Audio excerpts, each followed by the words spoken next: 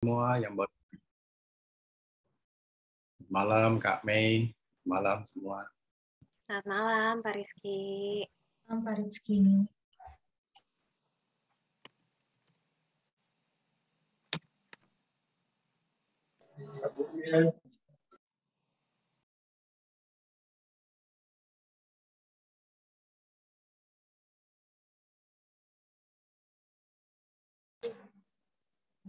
Selamat malam teman-teman pemuda dan remaja. Sebelum kita memulai ibadah ini, mari kita satu teduh sebelumnya.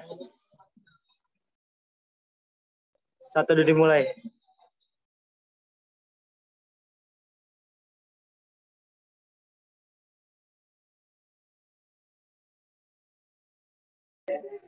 Satu teduh selesai.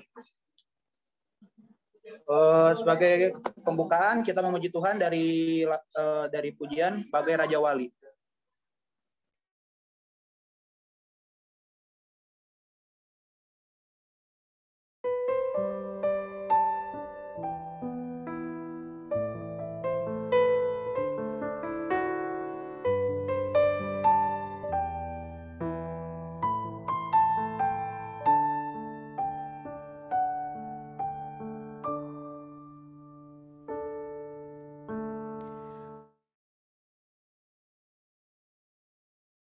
Tuhan adalah kekuatanku,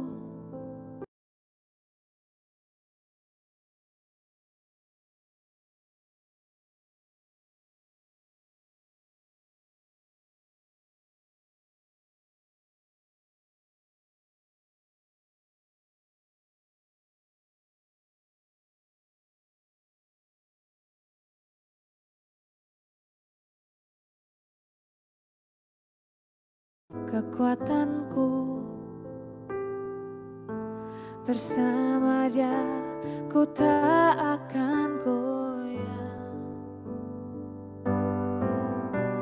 Ku kan terbang tinggi bagai Raja Wali, melakukan perbuatan yang besar.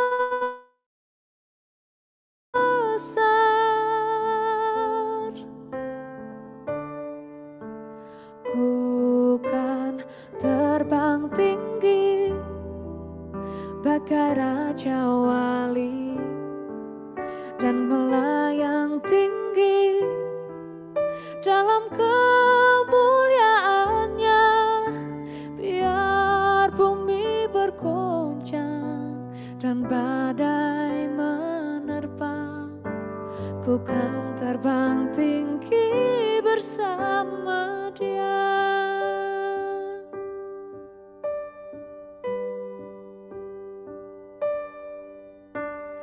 Tuhan adalah kekuatanku. Bersama Dia ku tak akan goyah. Ku kan terbang tinggi bagai Raja Wali, melakukan perbuatan yang besar.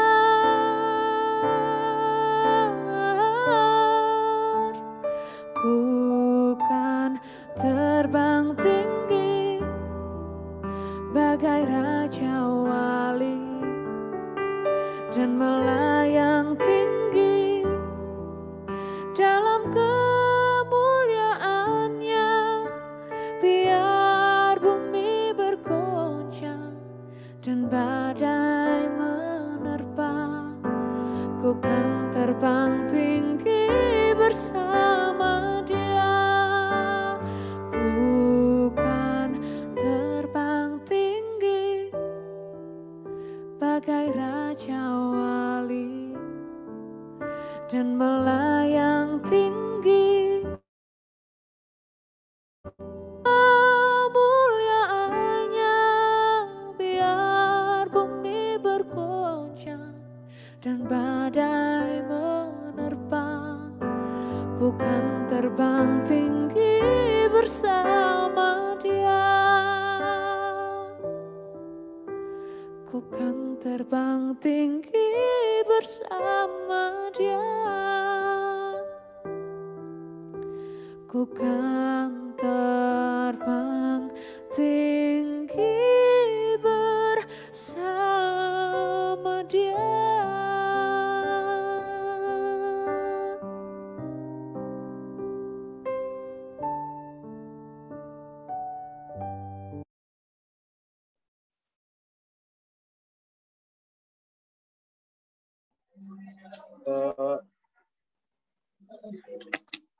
Teman-teman, mari kita bersatu dalam doa.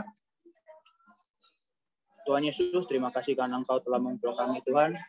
Sekalipun kami hanya dapat berkumpul via Zoom, ya Tuhan, tetapi itu tidak mengurangi hikmat kami, Tuhan.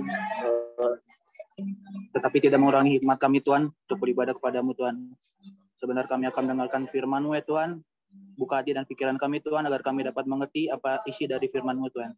Dan dapat kami lakukan dalam kehidupan kami sehari-hari. Inilah doa dan permohonan kami, Tuhan, yang kami alaskan di dalam nama Tuhan Yesus Kristus, Juru Selamat kami yang hidup. Amin. Sebelum memasuki pemberitaan firman, kita bernyanyi dari Siapkan Hatiku Tuhan.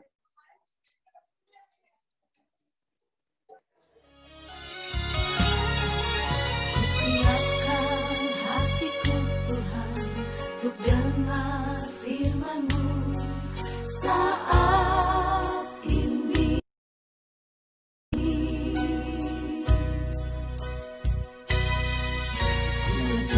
Menyembah-Mu Tuhan, masuk hadirat-Mu saat ini. Curahkan urapan-Mu Tuhan bagi jemaat-Mu saat ini. Ku siapkan hatiku Tuhan untuk dengar firman-Mu.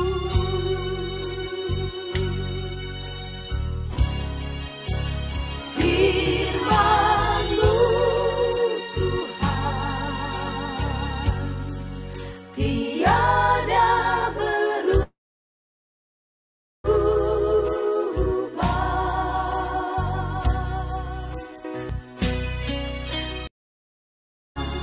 selama-lamanya tiada berubah.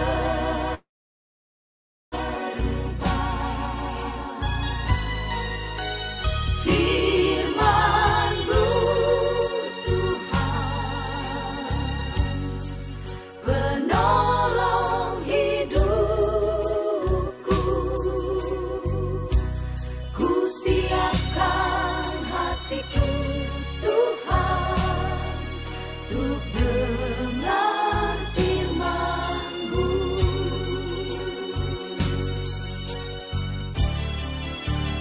Firman-Mu Tuhan tiada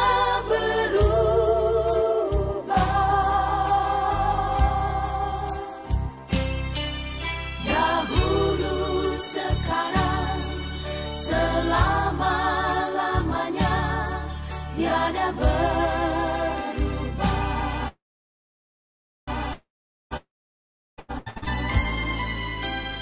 Firman-Mu Tuhan penolong hidupku,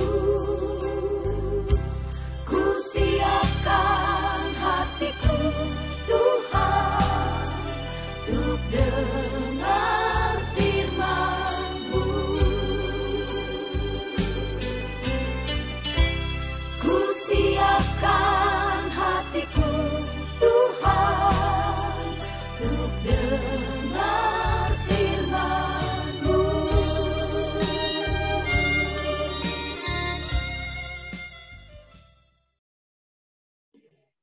Untuk pemberitaan firman, dipersilakan untuk Bapak Penatua Rizky Sigit.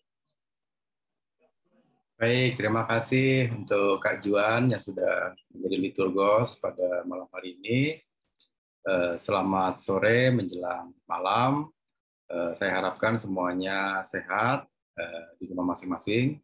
Meskipun kita belum bisa berjumpa secara tatap muka, tapi puji Tuhan bahwa dengan adanya teknologi saat ini kita mampu dipertemukan melalui ruang Zoom ini. Sebelum kita memulai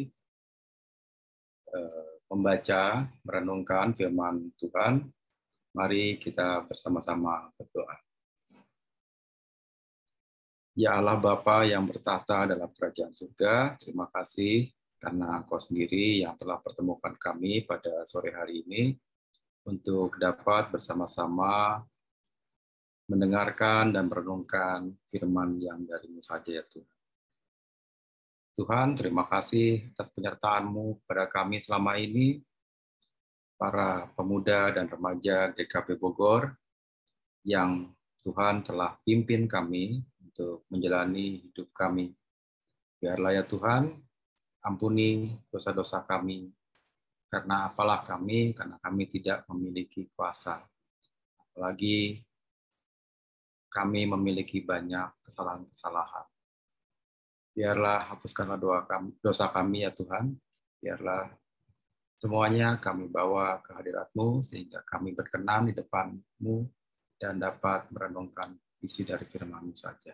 Terima kasih ya Bapa, terima kasih ya Yesus. Amin. Baik, pada malam hari ini, adik-adik, rekan-rekan semuanya, saya dari pengurus diminta untuk membawakan firman. Nanti kita akan juga berdiskusi dari Lukas ayat 21. Saya ulangi ya, Lukas pasal 21 ayat 34 sampai ayat ke-38. Kalau Anda di depannya sudah ada Alkitab atau handphone, silakan untuk dibuka. Namun jika yang tidak memilikinya, tidak ada saat ini, boleh juga melihat dalam layar monitor yang ada sekarang. Saya sudah mengutip bahan bacaan kita pada malam hari ini. Saya ulangi lagi dari Lukas pasal 21 ayat 34 hingga ayat yang 38. Nats diberikan oleh Lembaga Alkitab Indonesia berjudul Nasihat Supaya Berjaga-jaga. Jagalah dirimu supaya hatimu jangan syarat oleh pesta pora dan kemabukan serta kepentingan-kepentingan duniawi, dan supaya hari Tuhan jangan dengan tiba-tiba jatuh ke atas dirimu seperti suatu jerat. Sebab ia akan menimpa semua penduduk bumi ini. Berjaga-jagalah senantiasa sambil berdoa, supaya kamu beroleh kekuatan untuk luput dari semua yang akan terjadi itu, dan supaya kamu tahan berdiri di hadapan Anak Manusia. Pada siang hari, Yesus mengajar di Bait Allah, dan pada malam hari ia keluar dan bermalam di gunung yang bernama Bukit Zaitun. Dan pagi-pagi semua orang banyak datang kepadanya di dalam Bait Allah untuk mendengarkan Dia. Demikian sejauh pembacaan kita pada sore ini. Berbahagialah orang yang mendengar firman Tuhan dan juga melaksanakannya dalam kehidupan sehari-hari. Tema kita pada hari ini adalah kita diminta untuk tidak bersikap egois dan juga tidak bersikap hedonis ya. Ini rasanya satu tema yang menarik, apalagi kita sudah beberapa waktu lalu sudah selesai masa Paskah ya. Jadi dalam kesempatan ini kita diingatkan lagi oleh firman Tuhan bagaimana kita harus berjaga-jaga di dalam dunia ini gitu. Nah, kenapa kalau kita lihat bacaan kita minta untuk egois juga tidak bersikap hedonis gitu ya. Nah, tapi sebelum sampai ke sana saya ingin berbagi dulu gitu ya. Kenapa orang itu bisa bersikap egois maupun bisa bersikap hedonis gitu ya. Nah, egois itu sebenarnya apa sih kan gitu ya. Biasanya kalau rekan-rekan pasti sudah ini ya, sudah sering mendengar ya, egois loh gitu kan ya, kamu egois gitu ya, nggak mikir orang lain gitu ya. Nah, memang benar bahwa kata egois itu adalah sikap diri yang memprioritaskan keinginan dan kebutuhan di atas kebutuhan atau keinginan orang lain, gitu ya. Nah, cirinya adalah dia memilih untuk menguntungkan dirinya sendiri meski harus merugikan orang lain. Nah, rasanya seperti itu ya. Jadi memang kalau kita melihat sikap egois atau disebut juga egoisme gitu ya. Jadi itu adalah suatu cara pandang yang melihat bahwa kepentingan diri sendiri itu di atas kepentingan orang lain. Tujuannya apa? Tujuannya adalah untuk keuntungan diri sendiri. Atau misalnya kalau motifnya ekonomi, itu adalah mencari kesejahteraan sendiri di atas orang lain. Gitu ya. Nah, itu yang disebut sebagai egoisme atau sikap egois. Nah, pertanyaannya kan begini, apakah orang egois itu boleh apa enggak sih? Kan begitu ya. Nah, untuk beberapa tahap, maka sifat egois itu masih dilihat sebagai suatu yang normal, gitu ya. Itu yang disebut sebagai self-love atau cinta kepada diri sendiri. Nah, kalau kita bicara self-love, maka ini adalah kebutuhan daging kita. Ini adalah sesuatu yang memang sudah ada sejak lahir. Mengapa? Karena orang itu memiliki juga yang namanya kebutuhan atas diri sendiri. Gitu. Nah, masalahnya jika egois menjadi egoisme, gitu ya, itu akan menjadi suatu masalah kesehatan mental atau gangguan kepribadian.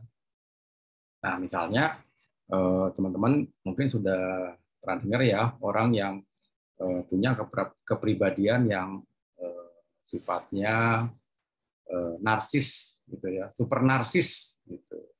Nah, itu juga ciri-ciri orang yang mengarah kepada egoisme. Atau antisosial. Tahu nggak antisosial? Sosial artinya adalah orang yang terpaku kepada keinginannya sendiri tanpa peduli pada kebutuhan orang lain. Itu disebut sebagai antisosial. Ya. Jadi dia merasa bahwa dirinya adalah pusat dari alam semesta, gitu. Kalau saya boleh simpulkan ya, meskipun ini agak berlebihan sih, gitu.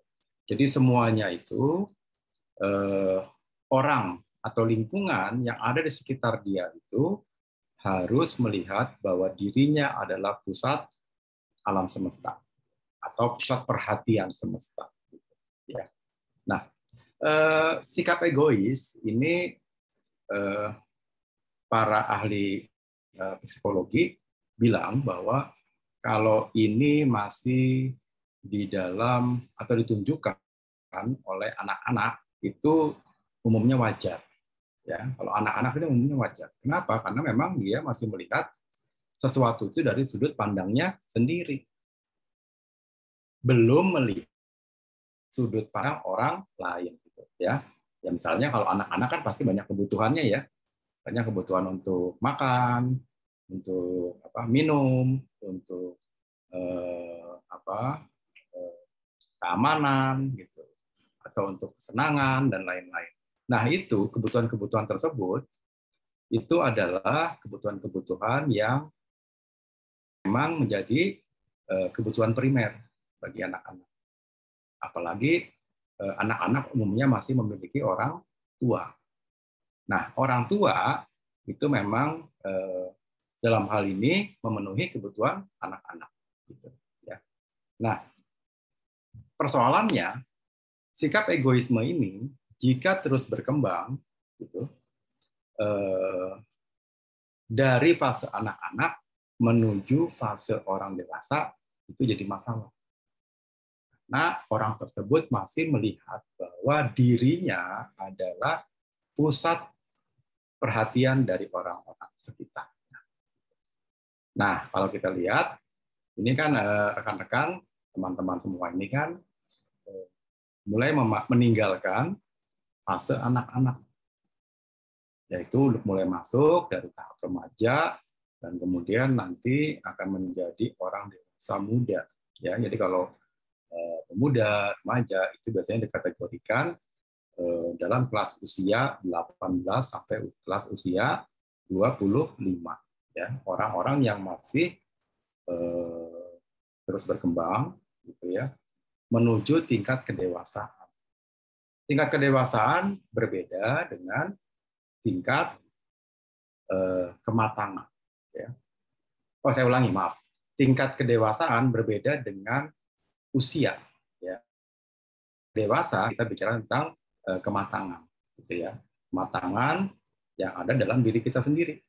Artinya apa? Artinya kita dituntut baik oleh lingkungan sekitar maupun oleh Tuhan untuk bersikap peduli dengan orang-orang yang ada di seputar kita.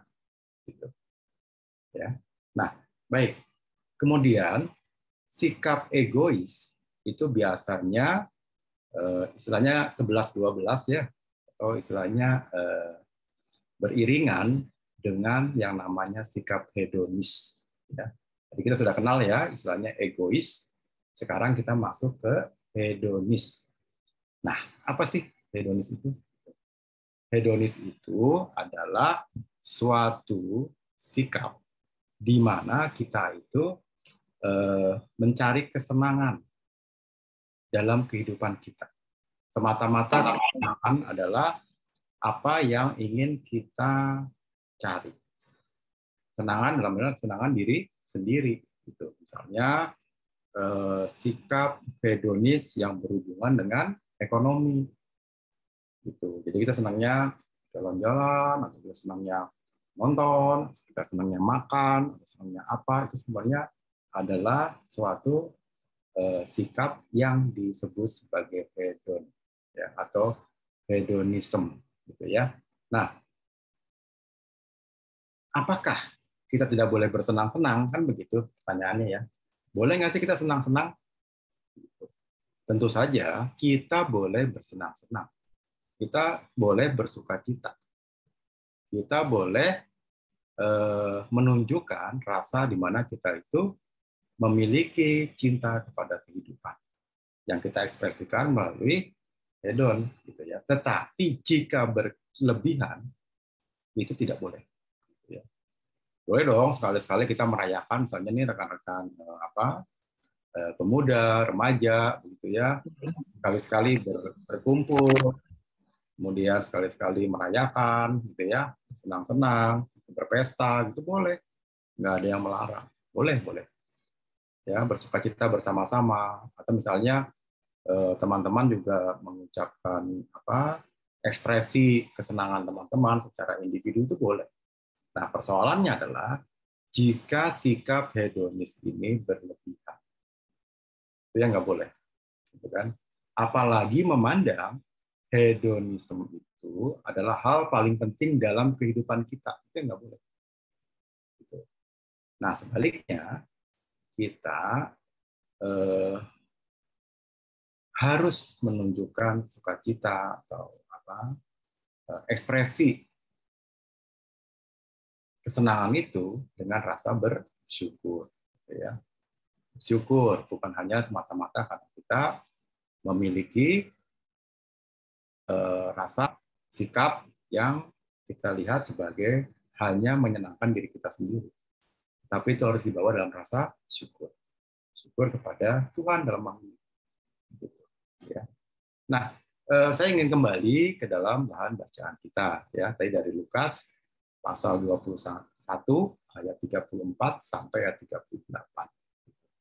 Nah, meskipun di dalam ayat-ayat ini tidak tertulis tentang egoisme gitu ya, hedonisme gitu ya. Tetapi ini adalah hal-hal yang oleh Tuhan itu dilarang gitu ya. Nah, misalnya dalam ayat yang ke-34 dikatakan dalam pasal ini adalah jagalah dirimu supaya hatimu jangan syarat oleh pesta pora dan kemabukan, serta kepentingan duniawi. Nah, tadi mirip dengan apa yang tadi kita definisikan sebagai rasa atau sikap yang sifatnya adalah egoisme dan hedonisme. Nah, kenapa Tuhan memberikan, atau Tuhan Yesus sendiri memberikan kalimat ini? Karena, ini lanjutannya ya, supaya hari Tuhan jangan dengan tiba-tiba jatuh ke atas dirimu seperti suatu jerat. Gitu, ya. Nah, kalau saya lanjutkan lagi ke ayat yang 35, sebab ia akan menimpa semua penduduk bumi ini. Nah, jadi jelas dalam dua ayat ini, Tuhan Yesus berkata bahwa jika kamu melupakan Tuhan, kamu hidup dalam egoisme, kamu hidup di dalam pesta pora atau hedonisme, gitu ya. Pada saatnya, jika nanti hari Tuhan jatuh kepada dirimu, maka kamu tidak siap. Dia ibaratnya jatuh seperti sebuah jerat, gitu ya. Dan itu akan menimpa bukan hanya diri kita saja, sebab itu akan menimpa seluruh penduduk bumi ini. Maksudnya seluruh dunia ini akan merasakan juga. Gitu. Nah, itu yang disebut sebagai nasihat supaya berjaga-jaga. Karena kita tidak tahu ya kapan hari Tuhan itu akan tiba. Gitu. Jadi kita diminta bukan hanya gitu. Oh nanti apa deh saya sekarang hidup senang-senang, pesta pora, gitu ya, penuh dengan kehidupan duniawi, gitu ya. Toh nanti hari Tuhan juga masih lama, gitu ya. Nah ini yang dilarang, ini yang tidak boleh, gitu ya. Kita tidak tahu, ada satu orang pun di bawah kolong langit ini yang tahu kapan hari Tuhan itu akan tiba. Jadi ibaratnya kita itu harus terus berjaga-jaga. Nah, berjaga-jaga itu maksudnya bukan Anda tidak tidur ya, bukan teman-teman tidak tidur, teman-teman harus lelean kalau bahasa Jawanya, bukan seperti itu. Tapi ini adalah sebuah sikap positif, sikap terus bersyukur. Ya, tidur boleh dong, masa nggak boleh tidur? Kita kan juga perlu beristirahat. Tetapi sikap kita, mental kita, perilaku kita itu harus menunjukkan bahwa kita itu adalah orang yang terus bersyukur dan orang yang terus berorientasi kepada firman Tuhan. Nah, saya lanjutkan ya. Nah, jadi Tuhan Yesus mengatakan demikian. Berjaga-jagalah senantiasa sambil berdoa. Nah, jadi doa itu adalah relasi ya, relasi penting supaya kita terus berkomunikasi dengan Allah.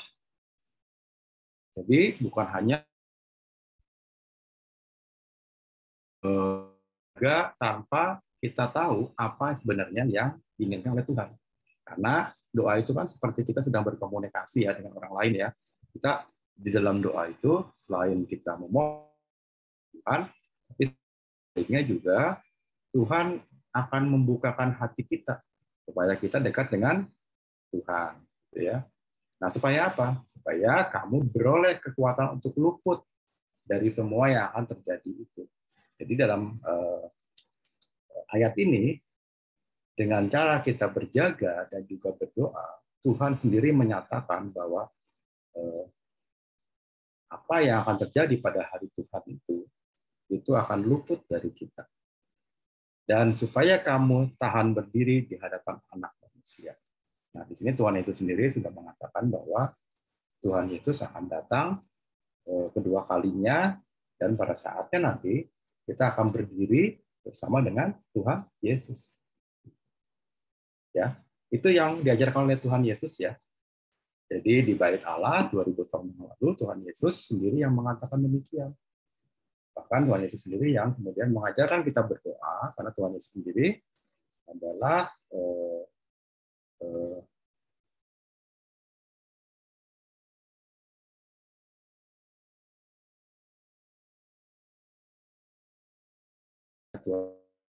doa yang disebut itu adanya dekat kota Yerusalem. Nah, Itu sebenarnya yang diberikan oleh kita sama-sama sadar. Nah, lalu seperti apa sih yang perlu kita kembangkan?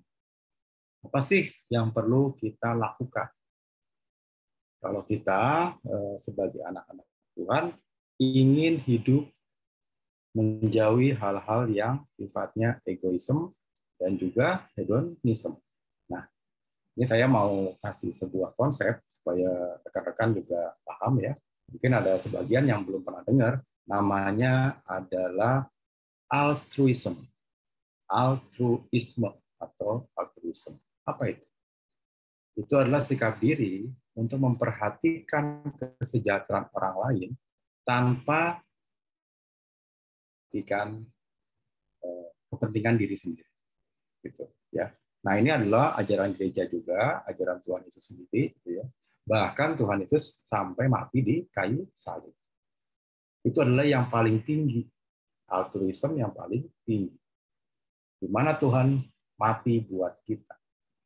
Jadi bagaimana Tuhan Yesus tidak hanya memberikan sekedar, mungkin Tuhan Yesus punya sedikit roti atau punya sedikit ikan, ya, atau mungkin punya dana gitu ya, di kelompoknya Tuhan Yesus kan ada dana juga ya yang dikumpulkan dari para pengikutnya gitu ya. Tetapi yang paling tinggi adalah bagaimana Tuhan sendiri mau mati di kayu salib. Nah, ini yang disebut sebagai gagasan the golden rule atau gagasan emas, di mana Tuhan itu mati buat kita. Nah, ini yang membedakan antara iman Kristen dengan iman yang lain. Karena Tuhan kita mati untuk kita. Tidak ada gagasan seperti ini di ajaran agama-agama yang lain. Nah, Tuhan Yesus sudah memberikan contoh di mana altruisme Tuhan itu adalah memberikan dirinya, bahkan hidupnya buat orang lain. Kalau Tuhan Yesus mau egois, Tuhan Yesus mau hidup dalam foya-foya, dalam hedonisme, Tuhan Yesus pasti tidak akan memperhatikan orang-orang lain. Nah, di sini beberapa hari kemarin kita sudah masuk ke masa Paskah ya. Nah, itu kan kita bisa tahu sekali bahwa hari-hari sebelum Tuhan Yesus disalib pada hari Jumat, Tuhan Yesus kan masuk ke kota Yerusalem, dilulukan oleh banyak orang. Kemudian Tuhan Yesus pada malam terakhir melakukan perjamuan. Itu semuanya kita sudah tahu ya, rekan-rekan sudah tahu semua. Nah, kalau Tuhan Yesus misalnya dia tidak mementingkan dirinya, Tuhan Yesus jika tidak mementingkan hidup orang-orang, tidak mau menyerahkan dirinya, bisa saja Tuhan Yesus memiliki kuasa Allah Bapa yang ada di surga. Tetapi Tuhan Yesus mengikuti apa yang diperintahkan oleh Allah Bapa. Gagasan tersebut muncul karena Yesus sendiri selalu berkomunikasi dengan Allah melalui doa. Nah, itu yang kita perlu kembangkan, gitu ya.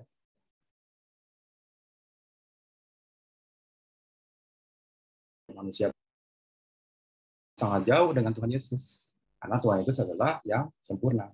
Kalau kita diminta untuk tidak hanya memperhatikan diri kita sendiri, tapi juga melihat, dituntut ya, untuk kita juga memiliki kepekaan sosial. Kita tahu teman-teman kita ada masalah apa. Teman-teman kita misalnya ya, satu demi satu kita tahu apa problem-problem yang dihadapi oleh kawan-kawan kita. Misalnya dalam persekutuan, ada yang sudah lama tidak datang. Kita perhatikan kenapa dia tidak hadir. Kita tanya, kita doakan, kita bantu, gitu ya. Atau jika ada kawan-kawan kita yang sakit, atau kawan-kawan kita sedang berduka cita, atau kawan-kawan kita yang mentalnya memang lagi kesulitan berbagai macam hal, itu juga kita harus rangkul. Itu adalah bentuk bagaimana kita meneladani Tuhan Yesus, gitu ya. Nah, hal ini yang merupakan etika moral yang diajarkan oleh gereja. Jadi, rekan-rekan di sini mulai melaksanakan apa yang disebut sebagai tuntunan etika dan moral sebagai orang Kristen. Kita belajar bukan hanya secara teori, gitu ya, tapi sudah ada yang telah melakukannya, yaitu Sang Juru Selamat kita, yang kita percaya bahwa telah bangkit pada hari yang ketiga. Jadi dengan segala kekuatannya, dengan segala kedekatannya, dengan segala kuasa yang ada, maka Tuhan Yesus bangkit pada hari ketiga yang kemudian kita rayakan sebagai hari kebangkitan Tuhan atau Paskah. Nah, baik. Jadi dalam renungan kita pada malam hari ini semoga dapat memberikan masukan dan juga sudut pandang buat rekan-rekan semua bagaimana kita sebagai warga gereja kita sekarang harus menjadi orang-orang yang mengikuti Tuhan, teladan Tuhan Yesus. Ya. Meskipun kita masih berusia muda, tidak apa-apa. Ya. Bahkan ada satu ayat dalam Alkitab yang menyatakan, jangan orang-orang itu menganggap kamu rendah karena kamu masih muda. Ya. Karena masih muda itu, maka kita harus menjadi teladan bagi Tuhan. Bukan hanya di lingkungan gereja, tapi juga di lingkungan kerja kita, di lingkungan sekolah kita, dan di lingkungan kampus kita, gitu ya, kalau yang masih sekolah atau masih jadi mahasiswa, gitu ya, dimanapun Anda berada. Itu adalah etika yang harus kita bawa, karena kita meneladani dari sikap Tuhan Yesus. Untuk mengakhiri dari renungan saya malam hari ini, saya ingin mengambil nats dari 1 Petrus pasal 5 ayat ke-8 sampai ayat yang ke-9. Bunyinya demikian. Sadarlah dan berjaga-jagalah. Lawanmu si iblis berjalan keliling sama seperti singa yang mengaum-ngaum dan mencari orang yang dapat ditelannya. Lawanlah dia dengan iman yang teguh, sebab kamu tahu bahwa semua saudaramu di seluruh dunia menanggung penderitaan yang sama. Semoga renungan kita pada malam hari ini dapat berguna untuk kita semuanya. Amin.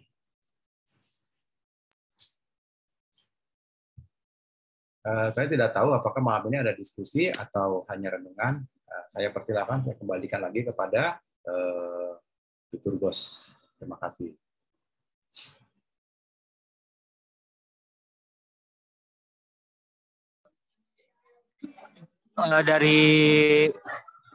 Dari Bapak aja Pak, soalnya dari kita nggak ada Pak, pertanyaannya nggak dikirim.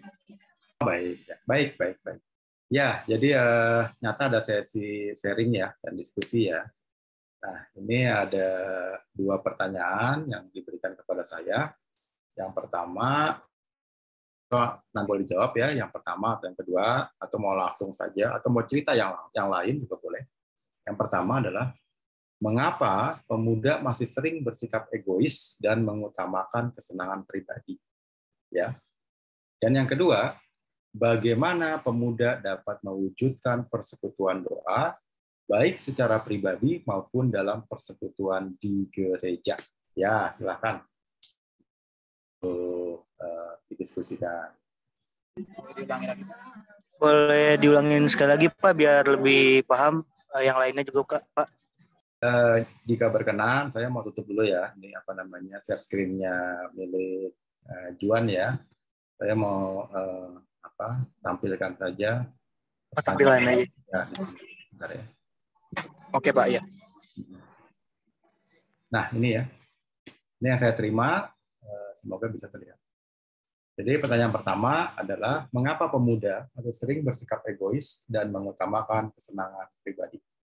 Yang kedua, bagaimana pemuda dapat mewujudkan persekutuan doa, baik secara pribadi maupun dalam persekutuan di gereja? Silakan. Saya mau menyapa dulu anggota dalam ruangan Zoom ini, ya.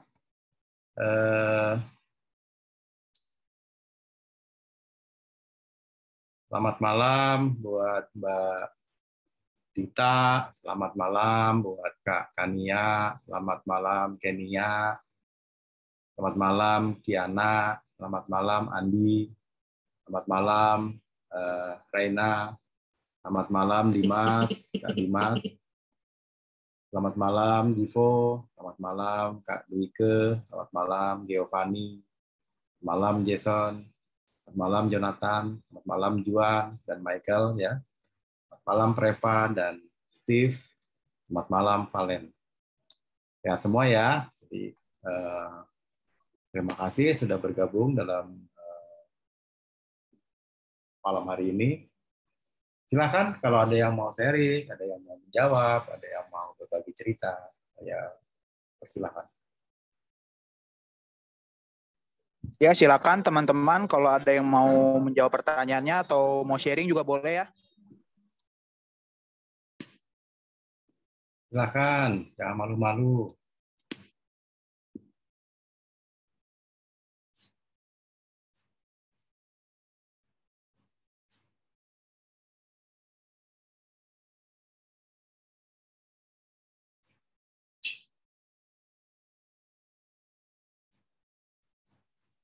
Silakan Kak Mei, jika ada yang mau ditunjuk.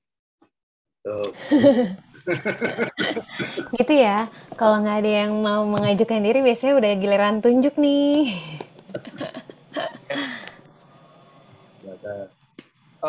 Ini Ruben mau jawab nih pertanyaan nomor 1. Silakan. Oke, Ruben. Silakan Ruben.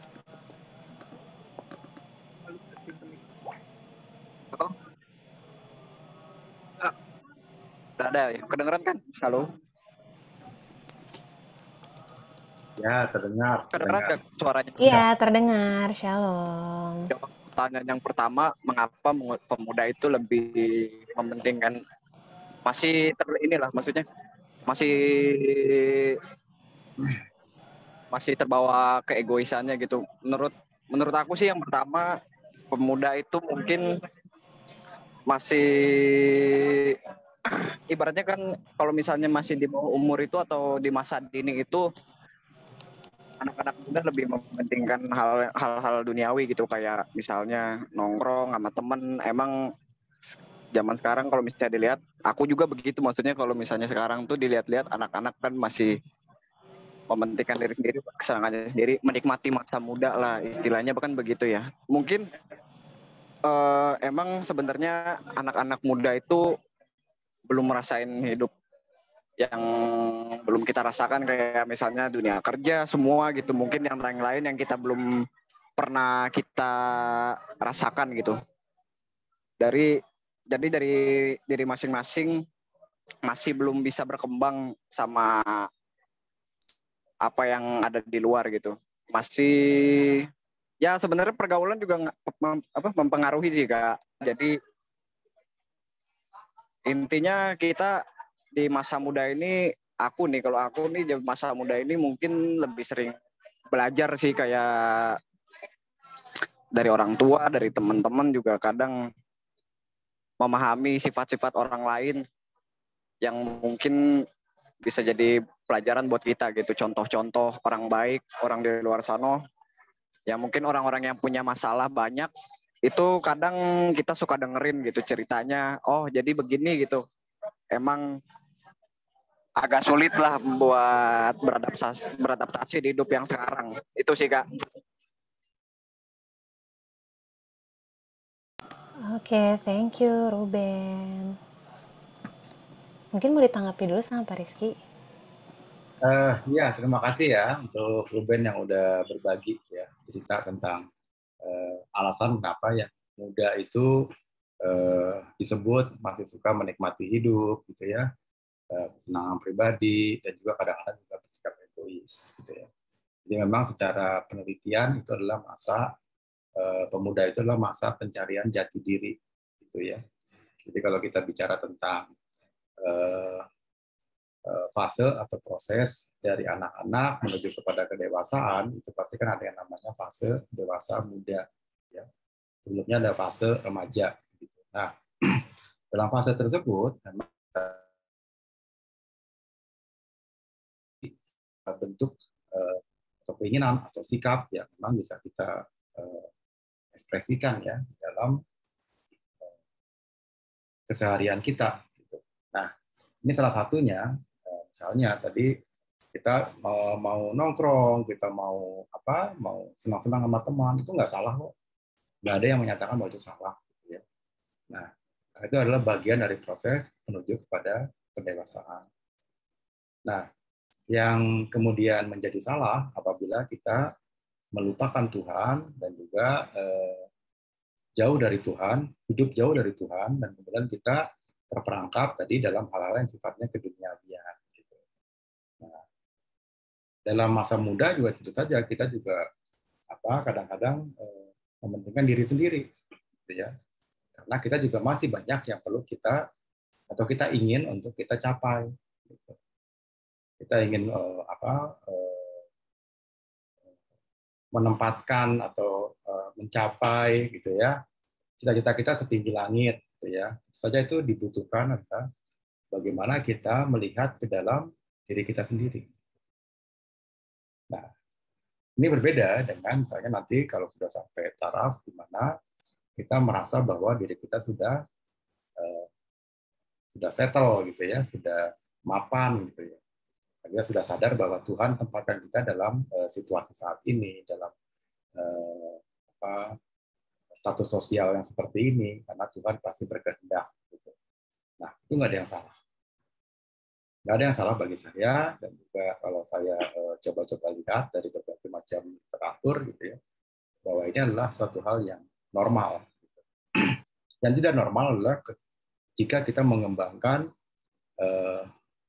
sudut pandang di mana kita harus menjadi pusat perhatian semua orang.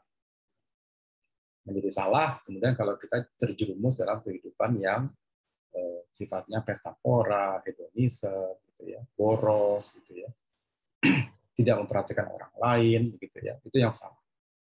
Bahkan dalam kehidupan berjemaat pun kita juga sudah ada ya yang namanya komisi pemuda, komisi remaja, gitu ya. Dalam tiap-tiap gereja pun pasti ada ya, apalagi di gereja kita ya, gereja Kristen Pasundan, di mana teman-teman di sini sebenarnya bisa mengeksplorasi kebutuhan-kebutuhan kita sebagai kaum muda, supaya nanti kita bisa bersama-sama tumbuh dan berkembang, gitu ya. Jadi tidak perlu lagi kalau bisa difasilitasi di gereja, gitu ya. Kenapa kita tidak kembangkan di gereja? Gitu. Kenapa kita harus jauh-jauh, misalnya begitu ya. Apalagi kalau kita memang memiliki semangat iman yang sama, gitu ya.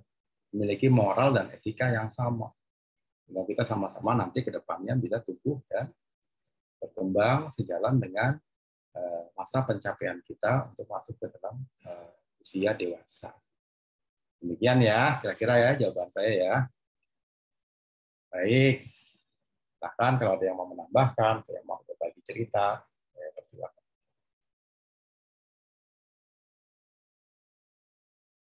Nah, mungkin ini ya, yang nomor 2, silahkan kalau ada yang mau bertanya, Kak Mei. Baik, terima kasih Pak Rizky.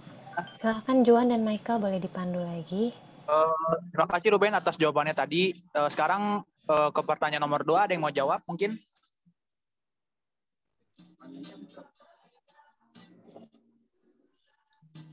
Mungkin Valen mau jawab? Enggak, cukup. Pertanyaan nomor 2. Atau mau jawab pertanyaan nomor 1 juga masih boleh ya Pak ya? Kalau yang nomor 1 sih, mungkin jawabannya mirip-mirip sama Ruben tadi ya. Intinya kita masih muda, jadi kita kurang pengalaman Jadi kita kurang tahu aja yang dialami orang lain itu gimana. Jadi kita anggap gue doang yang yang sengsara, yang lain mah enak-enakan. Jadi saya berhak dapat lebih baik gitu. Mungkin gitu ya. Ya gitu aja kali. Oke, Valen. Valen, buat jawabannya. Ada lagi yang mau nambahin? Teman-teman, mungkin boleh Ruben, Juan sama Michael boleh bantu ini, boleh cerita ya, sedikit cerita. Halo. Iya, Halo. silakan Dimas. Oh, oke. Mungkin ini sedikit cerita. Pernah dengar ini nggak, namanya podcastnya tentang Denny Sumargo sama Mongol Stress gitu, yang tentang egoisme gitu. Namanya dia kenapa orang-orang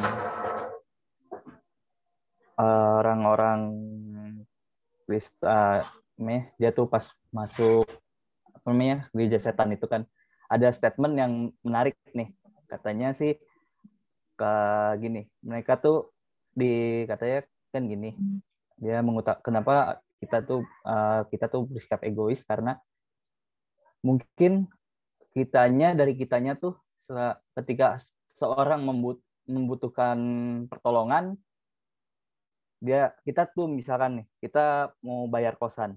Ketika dia mau bayar kosan, dia membutuhkan uang, terus dia datang ke pastor atau pendeta dan cuma didoain doang gitu.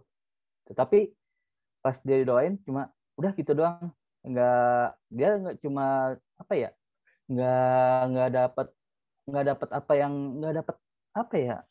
dapat sesuatu yang gue kok cuma didoain doang, kok gue gini ya, nggak dapat bisa menemukan jalan keluar gitu. Tetapi kalau di tempat satu lagi nih, ketika gue ketemu teman, gue dikasih gitu, dapat aja jalan keluar. Untuk misalkan gue butuh uang, gue dikasih 10, ya nggak 100%, nggak sampai 100%, nggak sampai 50%, gue cuma 20%, tapi gue bisa menemukan kebahagiaan gitu. Nah, di situ mungkin saya langsung, iya juga ya, kenapa pemuda seperti kita tuh gampang bersikap ego, bersikap di persekutuan kita selalu malas segala macam. Kita tuh nggak dapat pertolongan gitu. Kita cuma dapat ininya aja, cuma dapat jawaban, nggak dapat jawaban sih, kayak ceramah-ceramah gitu aja. Nah, sebenarnya pas dikatain Mongol itu, kita tuh bisa berbagi gitu. Udah serah mau berbagi, ngasih gua 10.000 apa 20.000 misalkan. Itu udah dapat 10%, lu hatinya tuh berbahagia gitu.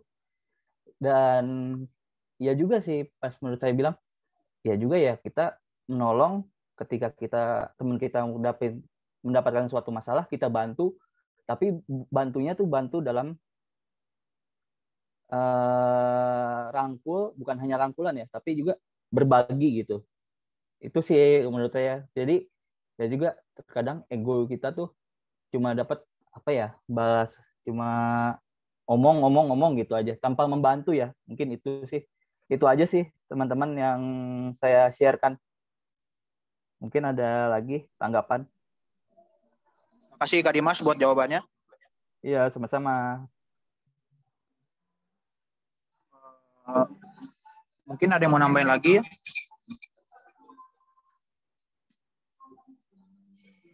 Atau kita masuk ke pertanyaan kedua ya, Pak ya? Ya, silakan. Tapi sebelum masuk, ada yang mau memberikan tanggapan gitu ya, untuk masukannya. Tadi yang dikatakan oleh Kak Dimas itu memperlihatkan ya bahwa memang di saat kita masih muda, kita kan sebenarnya kan tadi yang sudah saya katakan, kita masih banyak memikirkan tentang kebutuhan diri kita sendiri gitu. Kenapa sih kan gitu ya? Apalagi tadi misalnya dibantu oleh temannya yang yang langsung memberikan bantuan lah gitu ya. Kalau ke gereja mah nggak dikasih bantuan, mungkin hanya didoain aja gitu ya. Ini menunjukkan bahwa memang hal-hal yang sifatnya praktis gitu ya, itu memang menjadi tumpuan atau menjadi hal yang memang lebih mudah diserap oleh kita yang masih berusia muda. Tapi bukan cuma untuk kalangan yang pemuda atau kaum muda gitu ya, tapi juga orang tua pun masih kadang suka bersikap seperti itu gitu ya. Kita tidak bisa melihat bahwa sebenarnya di balik itu ada penyertaan Tuhan untuk kita. Gitu. Kita tidak tahu bahwa di balik itu, atau tidak pernah menyadari bahwa di balik itu Tuhan memberikan kepada kita hidup, gitu. Bagaimana kita harusnya mensyukuri apa yang diberikan oleh berkat Tuhan, gitu ya. Dan hal yang membedakan biasanya ya kaum muda dengan yang lainnya adalah dalam usia muda kita belum banyak memiliki tanggung jawab. Nah, ini menurut saya juga penting karena umumnya orang yang kemudian nanti mulai memasuki usia-usia dianggap mapan atau usia-usia yang sifatnya sudah semakin dewasa, mereka mungkin sudah mulai berumah tangga, gitu ya, punya tanggung jawab yang berbeda pada saat atau dibandingkan pada saat dia masih usia muda. Mungkin pada saat masih usia muda kita masih masih punya orang tua yang memenuhi kebutuhan kita, kebutuhan hidup kita sehari-hari, dan juga kebutuhan kita sekolah, kuliah, makan. Tapi pada saat kita nanti mulai beranjak menuju usia muda, meninggalkan usia muda dan masuk usia dewasa, itu kita harus bertanggung jawab pada diri kita sendiri. Nah, di sini juga dituntut untuk kita mulai juga bertanggung jawab kepada orang lain. Gitu ya. Nah, semakin bertambah dan semakin berkembang, tentu saja ini harapannya itu akan semakin baik. Tuh, saya rasa. Ya. Baik, mungkin satu sharing lagi ya, silakan kalau ada yang sharing, khususnya untuk persekutuan ya, mungkin ya Kak Mei ya. Jadi belum ada yang itu ya, belum ada yang jawab ya. Silakan. Iya. Ini kira-kira bagaimana nih, yang pertanyaan nomor 2 ini nih, ya, bagaimana mewujudkan persekutuan doa, ya, baik secara pribadi maupun secara persekutuan di gereja.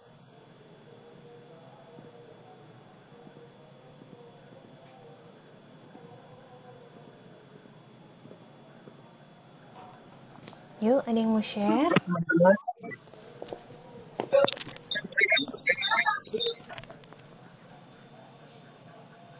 Ini buat teman-teman semua ya, pertanyaan nomor 2 nih, kan bagian dari sharing, silakan. Pertanyaan nomor 2, mungkin usia sekarang juga berpengaruh sih, Pak, kayak cara ibadah. Mungkin anak muda lebih suka cara ibadah yang lebih berbeda mungkin daripada pada umumnya. Kan kalau misalnya kita yang udah muda sama yang udah lanjut usia gitu, yang udah tua, kan cara ibadahnya mereka tuh beda ya. Mungkin emang ada sebagian anak muda yang merasa bosan karena cara pembawaan firman yang berbeda gaya gitu. Mungkin kita lebih suka dengan cara ini, maksudnya kalau misalnya selagi kita suka dengan cara ibadah dan kita menikmati, itu udah bagus banget Pak gitu, kayak jadi kita bisa lebih merenung apa yang disampaikan. Terus yang kedua itu tentang ini sih Pak, gengsi. Jadi kadang pasti gitu kalau misalnya ada anak muda lah, kalau misalnya datang ke pelayanan mungkin ngerasa dirinya, waduh nih gue udah lama nggak pelayanan jadi nggak enak nih ikut pelayanan tiba-tiba. Jadi mungkin mereka sadar gitu, merasa terpojokkan atau terabaikan. Jadi kayak, ini orang tiba-tiba ke gereja padahal lu nggak ke gereja gitu. Itu mungkin, atau bagusnya jangan sampai ada yang kayak gitu. Jadi kalau misalnya emang nggak ada ya bagus gitu kalau misalnya kayak begitu ya. Jadi jangan menjadi tolak ukur lah, apa yang kita lakuin di gereja itu sama aja kok gitu. Jadi jangan merasa gengsi, jangan merasa kadang juga dulu aku juga kalau misalnya udah sering pelayanan merasa paling wah nih aku sering pelayanan banget, padahal mah kalau misalnya sekarang dipikir-pikir masih ada yang lebih gitu. Maksudnya ya udah lu sama-sama pelayanan, jangan apa namanya, jangan angkuh lah, intinya gitu aja sih. Terus juga intinya pelayanan itu benar-benar lu tulus pelayanan, jangan ada upah yang lu minta gitu, jangan ada balasan yang lu minta gitu, jangan ada karena sesuatu lah gitu. Lu ibadah bener gitu, jangan lu sekali-sekali ibadah cuman buat lu dipandang sama orang lu baik, percuma kalau kayak gitu, kalau misalnya ada maunya juga gitu. Sebenarnya itu aja sih, hilangin pikiran itu aja kalau misalnya mau erat persekutuan kita. Intinya mau jahat apa atau seburuk apapun latar orang itu zaman kala dulunya, zaman dulunya dia rusak apa gimana, jangan diungkit lagi, karena yang sekarang itu kan kita udah memulai hidup yang baru gitu. Udah itu aja sih, Pak. Ya, terima kasih. Terima kasih Ruben. Ya, jadi tadi ada dua hal yang diungkapkan oleh Ruben ya. Yang pertama mungkin gaya atau bentuk gitu ya, yang mungkin perlu menyesuaikan dengan kebutuhan dari rekan-rekan pemuda dan remaja gitu ya. Terus yang kedua mungkin tadi sifat rasa gengsi gitu ya, yang buat kita merasa berbeda dengan rekan-rekan kita gitu ya. Ya itu nanti silahkan ya untuk kita diskusikan lagi baik oleh pengurus atau mungkin nanti kaum gitu ya. Mungkin nanti bisa ditemukan alih lah kira-kira seperti apa yang nanti kedepannya bisa menjangkau seluruh kaum muda yang ada di KP Bogor gitu ya. Nah, tapi kalau dalam kaitannya dengan renungan kita malam ini, saya ingin menggarisbawahi tentang pentingnya persekutuan gitu ya. Karena persekutuan itu kita akan bicara bagaimana kita memperhatikan sesama kita. Nah, ini sangat relevan dengan topik kita ya, untuk kita tetap berjaga-jaga gitu ya, dan juga tadi menghindari rasa egois dan juga rasa hedonis gitu ya. Dan kita juga bisa untuk mengembangkan altruisme kita. Jadi semangat untuk memperhatikan orang-orang yang ada di seputaran kita. Kita berlatih, kita bersekutu itu bukan tanpa tujuan. Ya, kita bersekutu itu adalah untuk juga memperhatikan. Karena secara tidak langsung pasti kita kan akan melihat ya, loh kok sini nggak ada, oh dia ternyata kita dapat kabar katanya orang tuanya lagi sakit, misalnya gitu ya, atau ada dianya sendiri mungkin lagi kesusahan dan sebagainya. Itu adalah bentuk altruisme kita. Dalam persekutuan kita punya kesempatan, kita punya wadah untuk kita saling memperhatikan. Coba bayangkan kalau kita cuma sendiri aja ya, tidak pernah bersekutu gitu ya. Nah, memang dalam perkembangan zaman seperti masa-masa COVID ya, pandemi yang kita alami saat ini 2 tahun terakhir ini, pengurus pun memodifikasi cara-cara persekutuan karena mungkin tidak diperkenankan ya secara aturan pemerintah untuk kita berkumpul gitu ya, karena riskan ya tertular virus gitu, atau mungkin juga sebagian dari kita tidak diperbolehkan oleh keluarga kita untuk langsung berjumpa dalam satu ruangan karena riskan.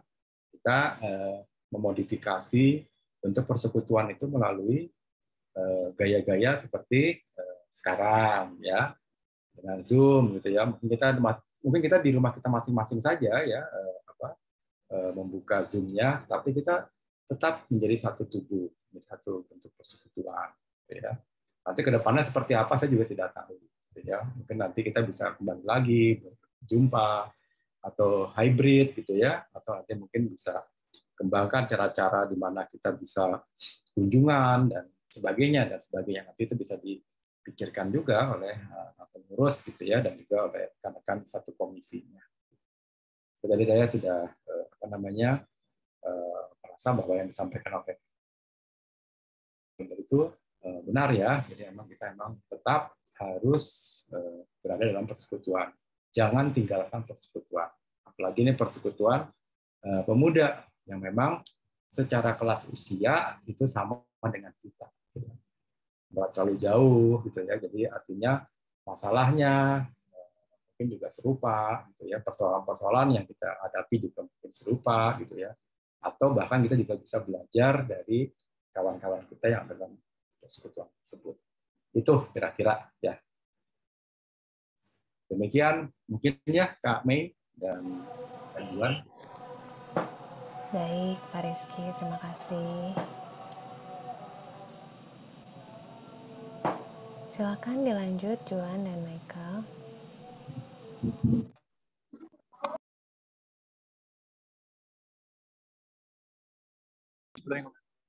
Terima kasih atas firman-nya dan sharing-nya Bapak Penatua Rizky. Sekarang kita untuk merespon firman, sekarang kita akan menyanyikan Bejanamu.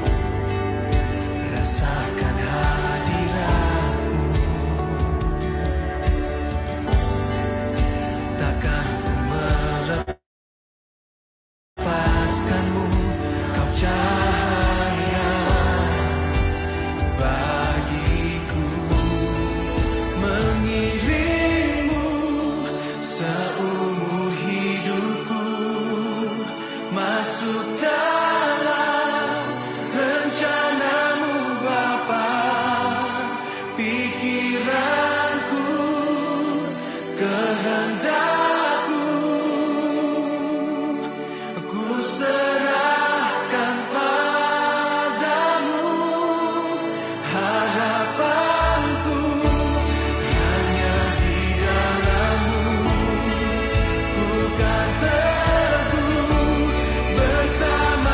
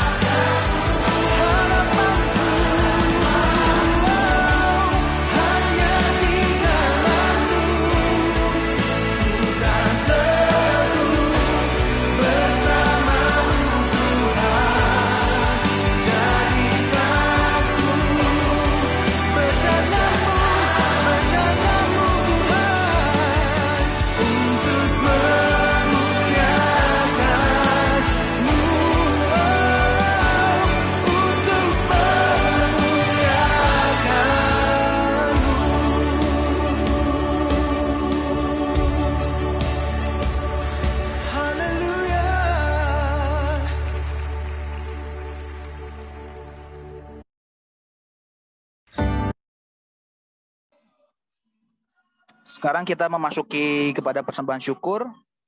Nas persembahan diambil dari 2 Korintus 9 ayat 7. Hendaklah masing-masing memberikan menurut kerelaan hatinya, jangan dengan sedih hati atau karena paksaan, sebab Allah mengasihi orang yang memberi dengan sukacita. Persembahan dapat diberikan melalui scan QR code dengan menambahkan kode 5, contoh 10.005, atau ditransfer melalui nomor rekening mandiri bersama dengan orang tua atau dimasukkan secara langsung di kotak persembahan yang ada di gereja. Sebagai lagu untuk persembahan, kita bernyanyi dari lagu Kuberi Persembahan.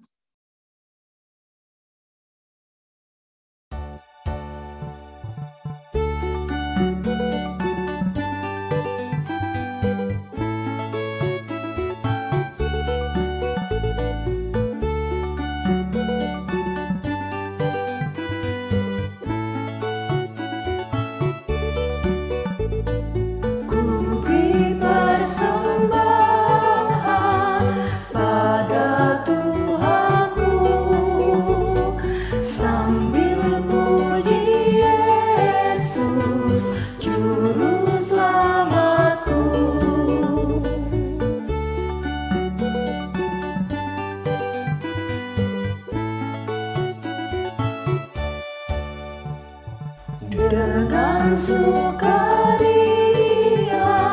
ku beri padamu dan merasa kaya dalam Tuhanku.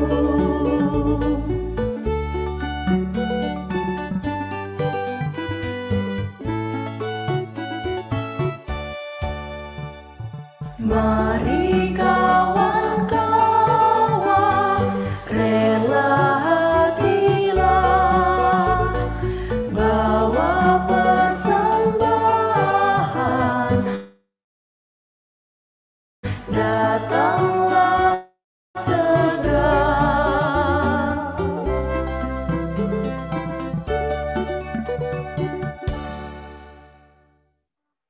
Untuk doa persembahan dan doa syafaat dipersilakan kepada Penatua Rizky. Baik, mari kita sama-sama berdoa, tapi sebelumnya apakah ada pokok-pokok lain dalam doa yang mau kita tambahkan? Kita doakan nanti di doa syafaat.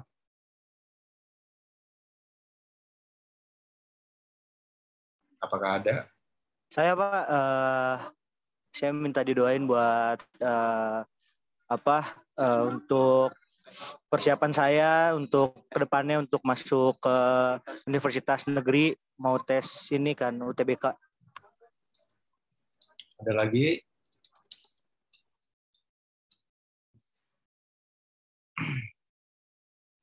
Untuk Juan tadi ya? Baik, ada lagi yang lain? Jika tidak ada, mari kita bersatu di dalam doa. Bapa, terima kasih karena Engkau masih memberikan kami hidup hingga hari ini. Terima kasih ya Tuhan, karena seberapapun kami berkumpul pada malam hari ini, kami percaya bahwa Engkau ada di tengah-tengah persekutuan ini. Tuhan, terimalah persembahan kami yang tidak seberapa ini, biarlah ini berguna Tuhan untuk memuliakan nama-Mu dan juga nanti untuk memperbesar kerajaan-Mu.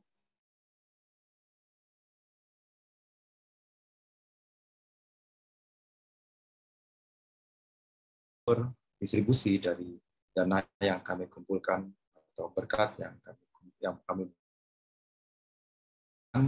dari hidup kami ini kepadamu.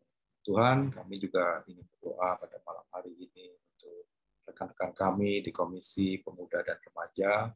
Biarlah dari renungan malam hari ini kami dapat mendengarkan langsung dari Tuhan bagaimana untuk kami bisa hidup di dalam persekutuan kami, untuk mulai mengurangi rasa egoisme kami, untuk mengurangi hasrat hedonisme kami, tapi sebaliknya kami juga ingin mengembangkan sikap-sikap altruisme yang merupakan etika dan moral yang dikembangkan dalam iman Kristiani. Tuhan, kami bersyukur karena kami memiliki persekutuan yang indah, di mana kami dapat mengenal rekan-rekan kami, kakak, adik, saudara-saudara kami seiman. Biarlah dengan lewat persekutuan ini kami dapat tumbuh dan berkembang bersama-sama. Kami belajar ya Tuhan dari pengorbanan Tuhan kami Yesus Kristus di tengah disalib, yang mati dan kemudian bangkit, yang baru saja kami rayakan waktu yang lalu. Tuhan, terima kasih karena itu memberikan inspirasi bagi kami untuk bagaimana seharusnya kami hidup di tengah-tengah masyarakat kami, sehingga kami dapat terus bersinar, kami dapat menjadi terang dan garam di tengah-tengah dunia ini. Ya Tuhan, kami juga ingin mendoakan Bapak Pendeta Dedan Imrod Simatupang di tengah-tengah pelayanannya, biarlah Engkau sendiri yang pimpin kesehatannya, supaya beliau di tengah-tengah kesibukannya dalam melayani di gereja kami dapat terus Engkau jaga. Termasuk juga keluarganya, berkati ibu, berkatilah istri dan anak-anaknya yang setia dalam melayani Bapak Pendeta Dedan. Kami juga ingin berdoa Tuhan untuk rekan-rekan kami di kaum dan remaja saat ini Engkau tahu di tengah-tengah pergumulannya, khususnya untuk yang sedang berjuang untuk diterima di universitas negeri. Biarlah Tuhan juga mampukan dia untuk menyerap berbagai macam pelajaran dan juga menyiapkan dirinya untuk nanti tes. Biarlah Tuhan ikut campur tangan sehingga pada akhirnya apa yang diharapkan itu dapat tercapai atas kehendak Tuhan saja. Kami juga ingin berdoa untuk rekan-rekan kami yang saat ini masih dalam duduk di bangku sekolah maupun di perguruan tinggi, biarlah Tuhan sendiri yang pimpin agar dalam masa-masa studi ini dapat dimanfaatkan dengan sebaik-baiknya. Kami berdoa agar seluruh proses pendidikan ini dapat diselesaikan dan semuanya akan mendapatkan hasil yang baik. Tuhan, kami juga ingin berdoa untuk rekan-rekan kami yang mungkin saat ini sedang mencari pekerjaan. Biarlah Tuhan bukakan peluang-peluang pekerjaan. Kami yakin dan percaya bahwa Tuhan akan ikut campur dalam segala urusan kami, termasuk dalam mencari pekerjaan. Demikian juga rekan-rekan kami yang saat ini bekerja, biarlah Tuhan jaga dalam kesehariannya, supaya dalam kesibukannya kami tetap dapat terus sehat, kami juga dapat terus sekaligus melayani Tuhan dalam persekutuan kami. Kami juga ingin berdoa untuk rekan-rekan kami yang mungkin saat ini dalam masa-masa mencari pasangan hidup, biarlah Tuhan tunjukkan pasangan hidup yang sesuai, yang takut kepada Tuhan, dan kedepannya bisa bersama-sama memuliakan Tuhan dalam keluarga-keluarga baru. Selalu takut kepada Tuhan, dan juga selalu menjalankan firman Tuhan. Kami juga ingin berdoa untuk bangsa dan negara kami, khususnya di Kota Bogor ini.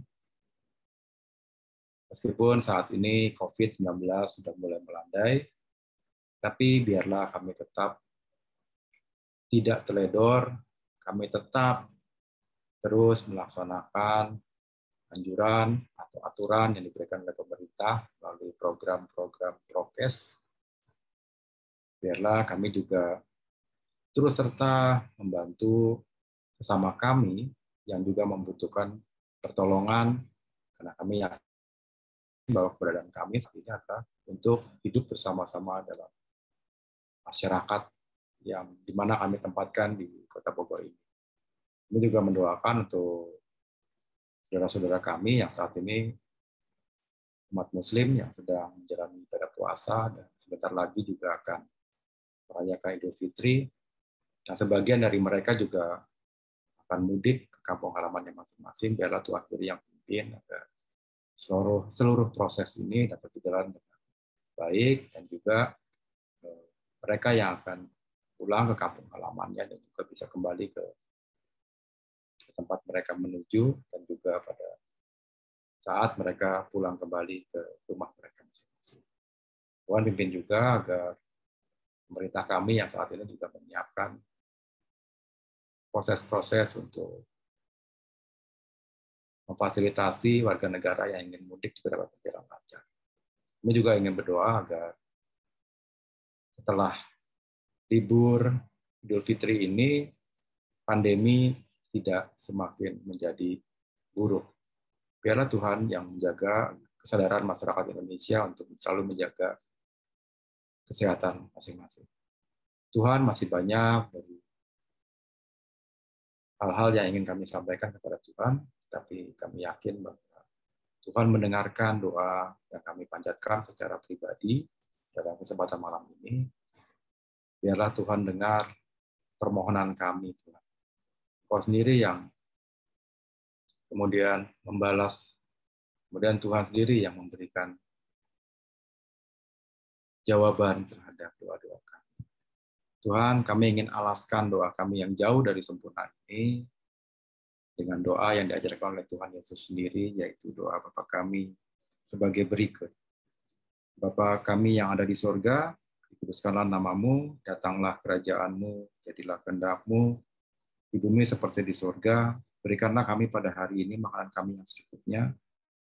Ampunilah kami akan kesalahan kami, seperti kami juga mengampuni orang yang bersalah kepada kami. Dan janganlah membawa kami ke dalam pencobaan, tapi lepaskanlah kami daripada yang jahat. Karena Engkau lah yang punya kerajaan dan kuasa dan kemuliaan sampai selama-lamanya. Amin. Saya kembalikan. Sebagai nyanyian penutup, mari kita menyanyikan Ku mau berjalan dengan juru selamatku.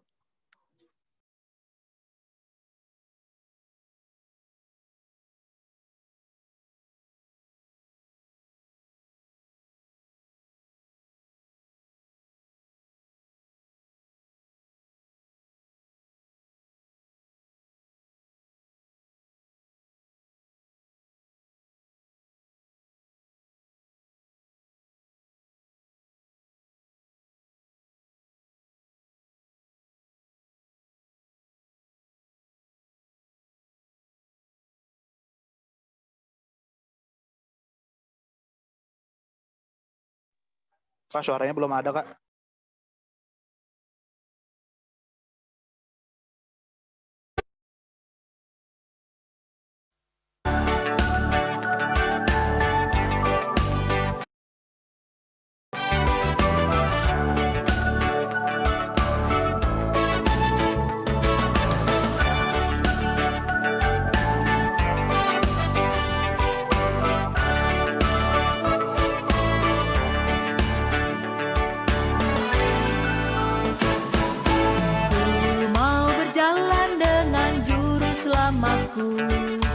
Di lembah berbunga dan berair sejuk, ya kemana juga aku mau mengikutnya, sampai aku tiba di negeri baka.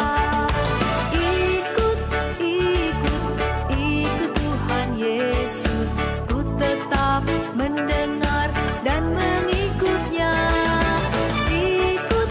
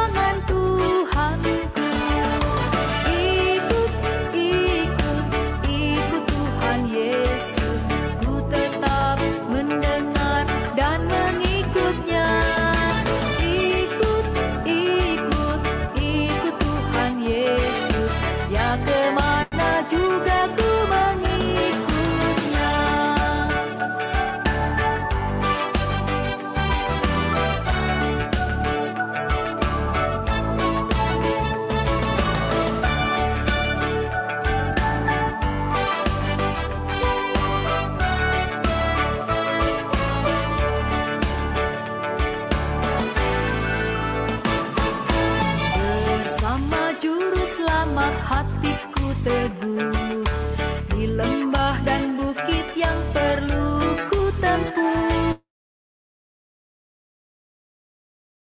Tuhanku membina jalannya yang menuju rumah Allah yang bakar. Ikut, ikut, ikut Tuhan Yesus, ku tetap mendengar dan mengikutnya. Ikut, ikut, ikut Tuhan Yesus, ya kemana juga ku mengikutnya. Ya kemana juga ku mengikutnya.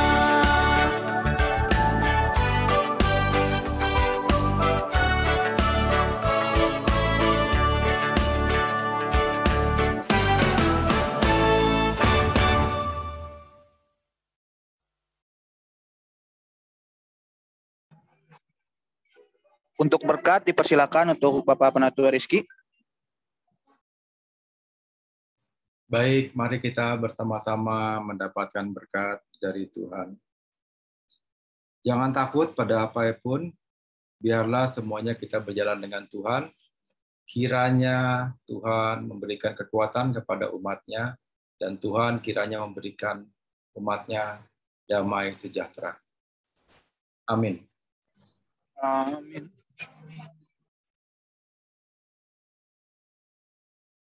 Sebelum ibadah selesai, sebelum kita keluar, mungkin ada pengumuman dari pengurus?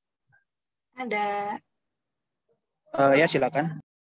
Ya, mungkin pengumuman yang pertamanya khusus untuk remaja, tanggal 8 Mei nanti kita ada kebaktian remaja. Lalu untuk tanggal 15 Maret nanti, untuk pemuda dan remaja, kita ada pendalaman Alkitab gabungan ya. Juga pengumuman yang terakhir, special announcement-nya hari ini Pak Rizky ulang tahun, teman-teman. Ucapin ke Pak Rizky. Selamat ulang tahun, Pak Rizky. Selamat ulang tahun, Pak Rizky. Selamat ulang tahun, Pak Rizky. Pak Rizky. Semuanya, makasih. Selamat ulang tahun. Makasih. Selamat ulang tahun ya yang merayakan Pak Rizky. Oke, selanjutnya kita foto bareng ya teman-teman ya. Pada on cam, silakan.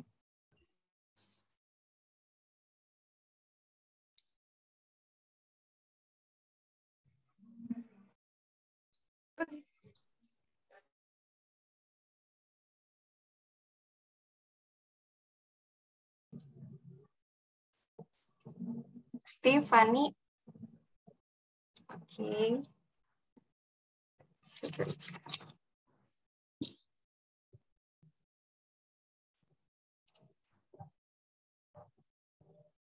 Oke, kita foto bareng ya. 1, 2, 3.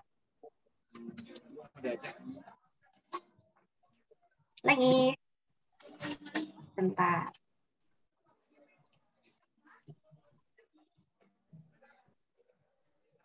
1, 2, 3. Oke. Terima kasih Pak Rizky. Terima kasih Pak Rizky. Terima kasih teman-teman semuanya. Juan, Maika, Pak Rizky. teman-teman semua. Terima kasih Pak Rizky, terima kasih. Izin live ya, kawan-kawan semuanya. Iya.